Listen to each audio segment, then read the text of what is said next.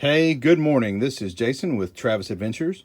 Today we're going to be talking about how to light the Coleman 220 series of double mantle lanterns. They were produced from the 1930s until the late 1970s. This one is a 220E model manufactured in the early 60s. The E's were made in the 50s and 60s. They can be had and found in junk shops and antique malls for affordable prices, and anyone that will hold fuel and not leak can probably be brought back to full working condition for $5 to $10.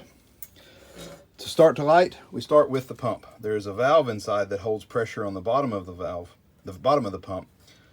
So to open that, we turn it counterclockwise, and then to pump, you put your thumb over the hole, withdraw the pump, and pump 15 to 20 times to 50. Some lanterns like more, some lanterns like less.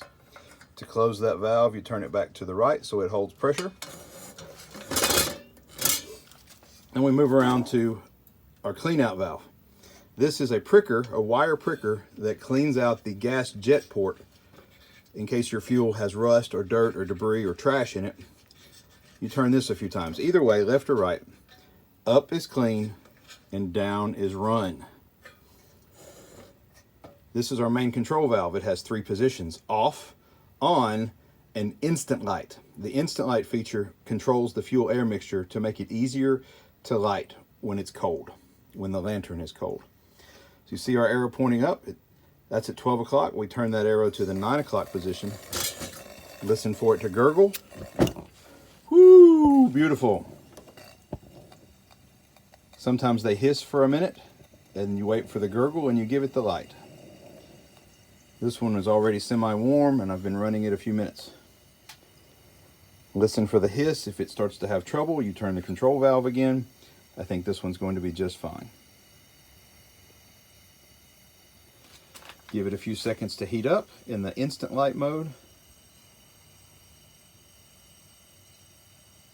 Sometimes it can take up to a minute. I believe this one is now ready because I have preheated some. So we turn the control valve all the way counterclockwise to the left, and that turns off the instant light feature, and it is getting straight fuel into the gas generator. Again, this is a Coleman 220 series dual mantle lantern. I expect this one to function for me for another 50 years. This is Jason with Travis Adventures. See you next time.